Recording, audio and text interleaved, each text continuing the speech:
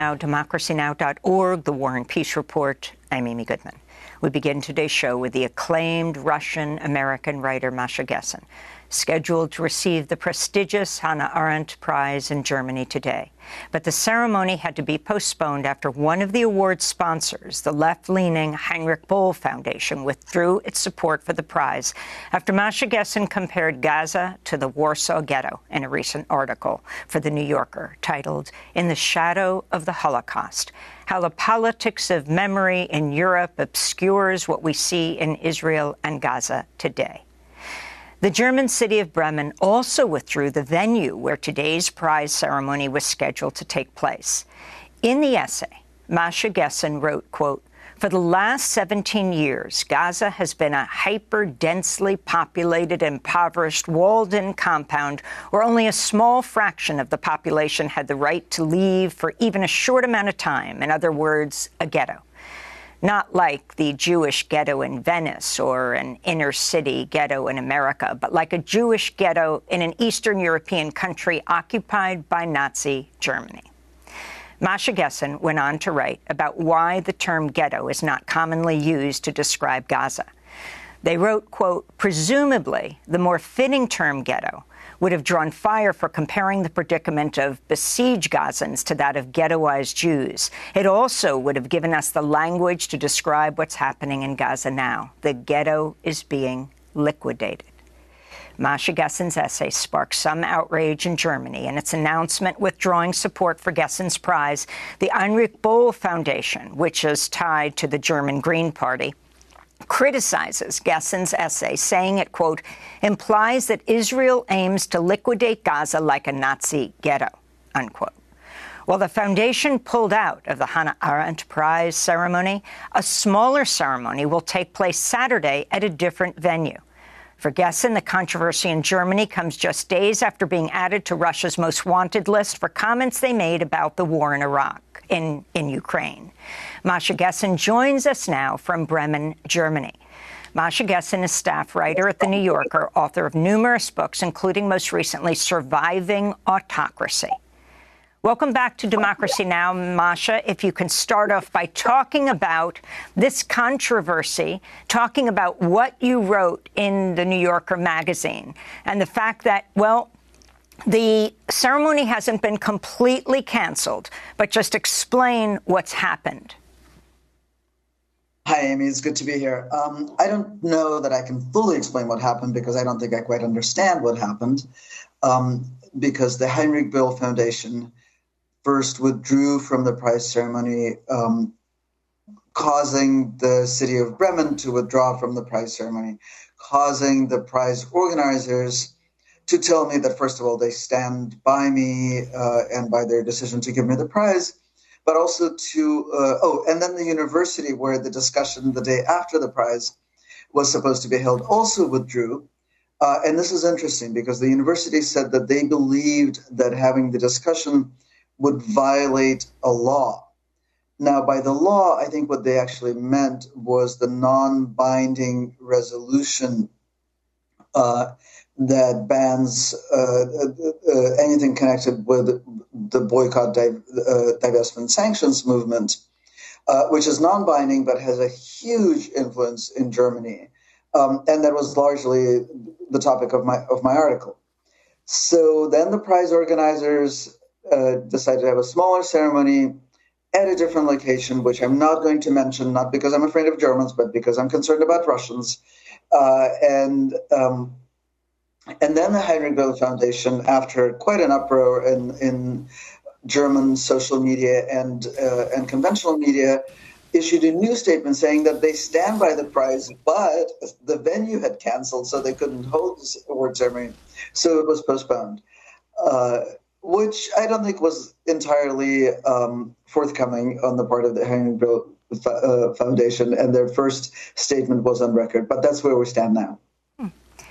So let's talk about the heart of what the Heinrich Böll Foundation has found so controversial. Talk about this piece that you wrote for The New Yorker magazine, the comparison you've made to Gaza and the Warsaw Ghetto. So the piece is fairly wide-ranging. It's a piece in which I traveled through Germany, Poland, and Ukraine and talk about the politics of memory in each country. But a large part of the piece and how we view the current war in Israel-Palestine through the prism, or fail to view the war through the prism of the Holocaust. A large part of the article is devoted to, in fact, memory politics in Germany and the vast anti-Semitism machine, which largely targets people who are critical of Israel and, in fact, are often Jewish. This happens to be a description that fits me as well. I am Jewish. I come from a family that includes Holocaust survivors. I grew up in the Soviet Union very much in the shadow of the Holocaust. That's where the phrase in the headline came from, is from that passage in the article itself. And I am critical of Israel. Now, the part that really offended the Heinrich Böll Foundation and the city of Bremen, and I would imagine some German public, is the part that you read out loud, which is where I make the comparison between the besieged Gaza, so Gaza before October 7th, and a Jewish ghetto in Nazi-occupied Europe. I made that comparison intentionally.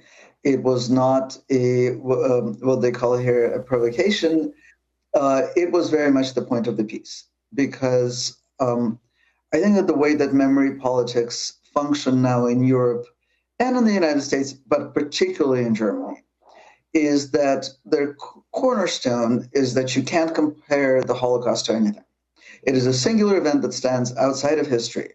My argument is that in order to learn from history, we have to compare. Like, that actually has to be a constant exercise.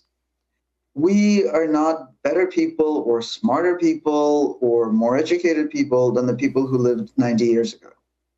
The only thing that makes us different from those people is that in their imagination, the Holocaust didn't yet exist, and in ours it does. We know that it's possible.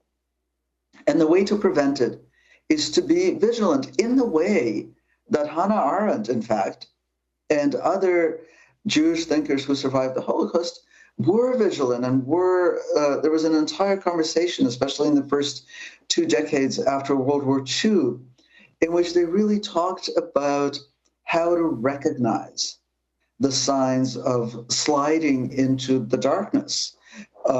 And I think that we need to, and one other thing that I want to say is that our entire framework of international humanitarian law is essentially based, it all comes out of the Holocaust, as does the concept of genocide.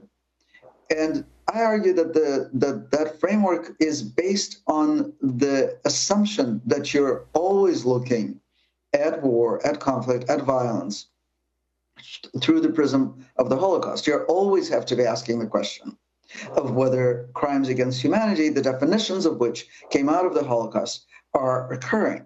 And Israel has waged an incredibly successful campaign at setting its, not only setting the Holocaust outside of history, but setting itself aside from the optics of international humanitarian law, in part by weaponizing the politics of memory, the politics of the Holocaust.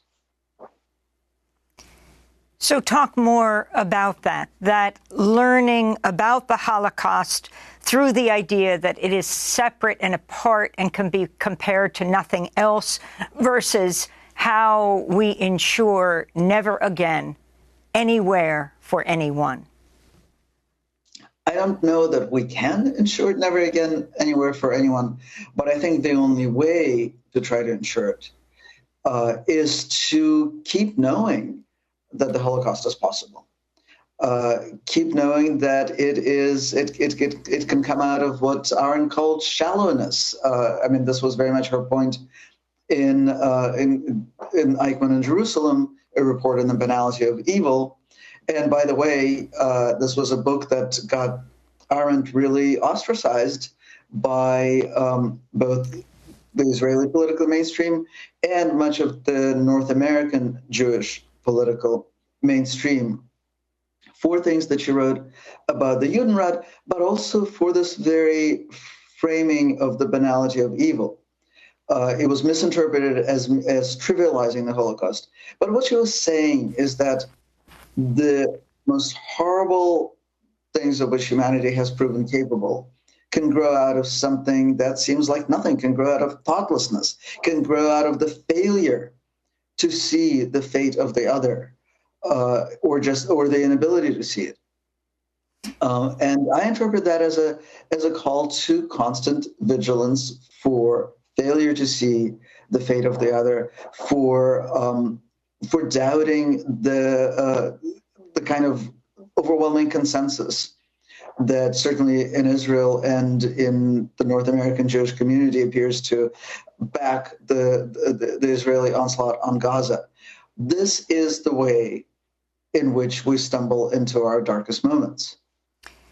For people who don't know who Hannah Arendt is, the Jewish philosopher, political theorist, the author of The Origins of Totalitarianism and the Human Condition, The Banality of Evil as well, covered the Eichmann trial for the New Yorker magazine, the magazine that Masha Gessen writes for.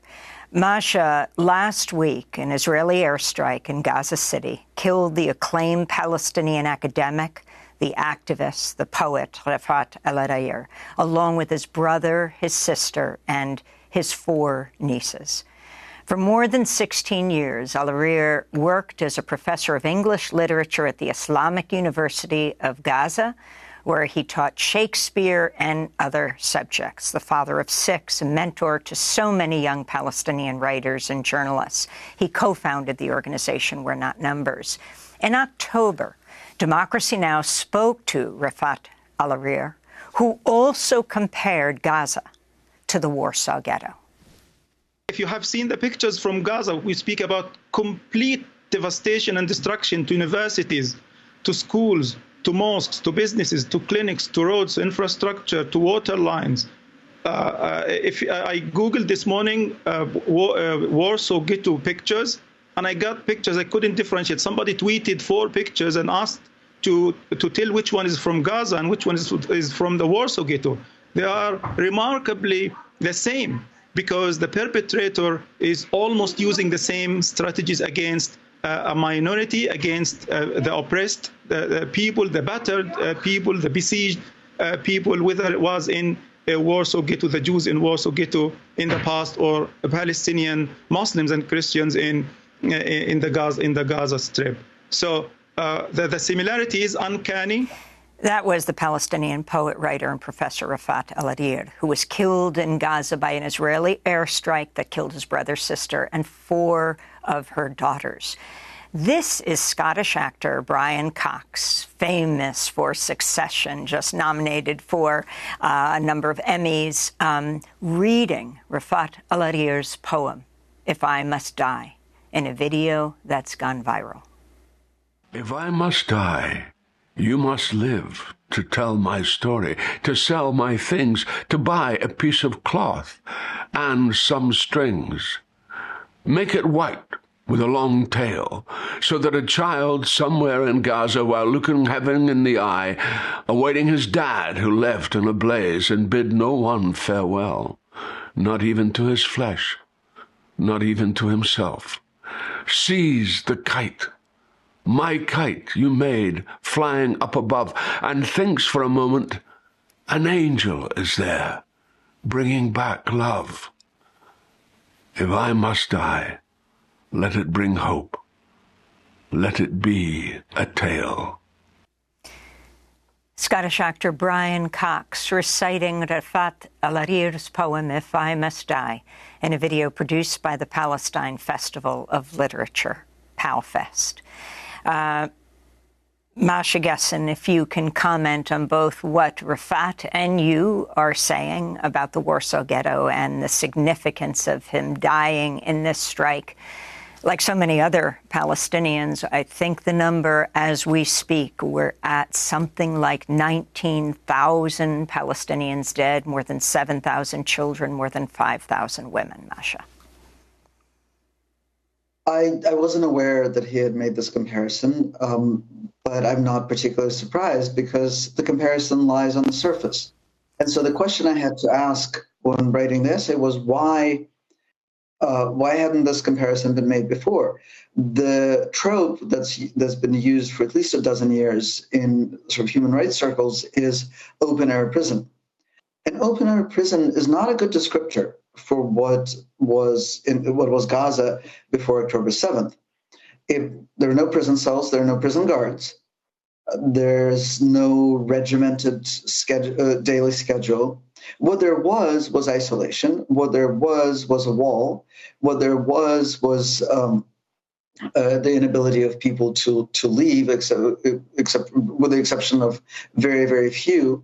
What there was a local force enabled in part by the people who built the wall. And I'm talking about Hamas now as the local force that maintained order and in this way serviced in part the needs of the people who built the wall. Right? That was the bargain that Israel had struck by pulling out of Gaza, was that Hamas would maintain order there. And obviously there are huge differences. I'm not claiming by any means that this is a one-to-one comparison, or that even there is such a thing as a one-to-one comparison. That's not a thing. But what I'm arguing is that the similarities are so substantial that they can actually inform our understanding of what's happening now. And what's happening now, and this is probably the line in the piece that made a lot of people throw their laptops across the room, what's happening now is that the ghetto is being liquidated.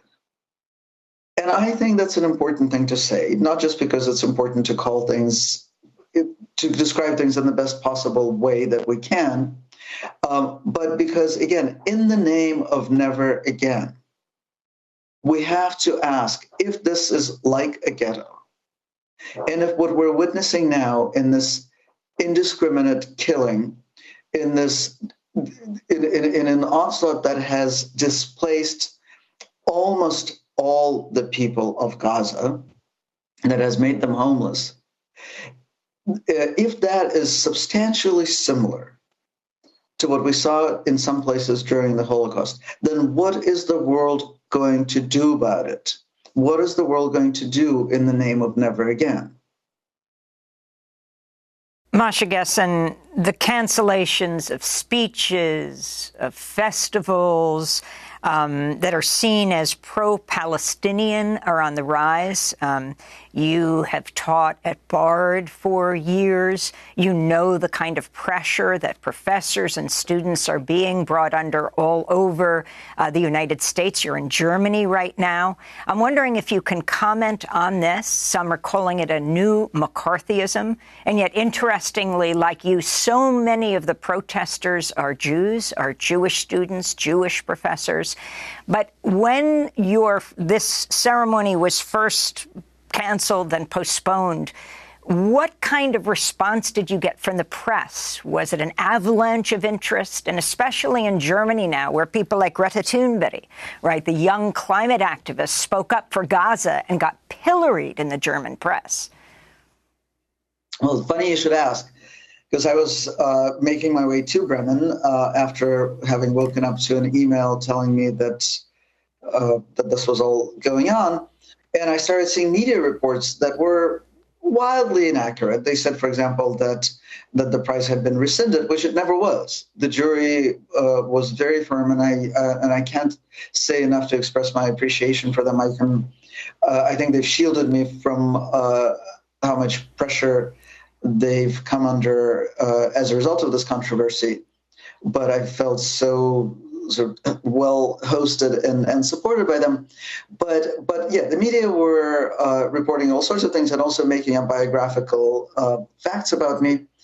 And in all that time, not a single German reporter contacted me, and only one U.S. reporter contacted me, a reporter from the Washington Post. So I tweeted about it. And it was like I reminded journalists that that's what we do, is we call people and find out what actually happened. So I have been talking to the media now nonstop for the last 28 hours. I almost wish I hadn't tweeted it, but I also think it's very important to try to have this conversation in a meaningful way. So I've been concentrating mostly on German media. Every single German media outlet